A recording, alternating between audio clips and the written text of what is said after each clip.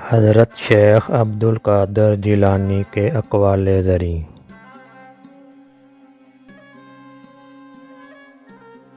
عقل پہلے قلب سے پوچھتا ہے، پھر منہ سے بولتا ہے۔ سمجھدار کسی چیز میں خوشی نہیں پاتا، کیونکہ اس کا حلال حساب ہے اور حرام عذاب ہے۔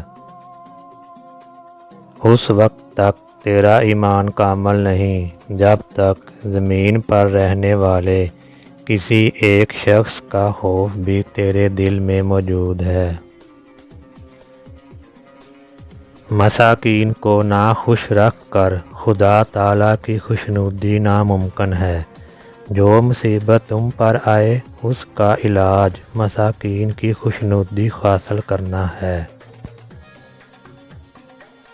دنیا دار دنیا کے پیچھے دوڑ رہے ہیں اور دنیا اہل اللہ کے پیچھے۔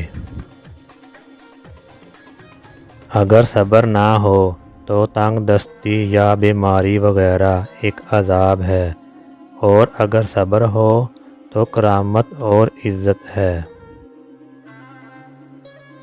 خدا کے دشمنوں کو راضی کرنا عقل و دانش سے دور ہے۔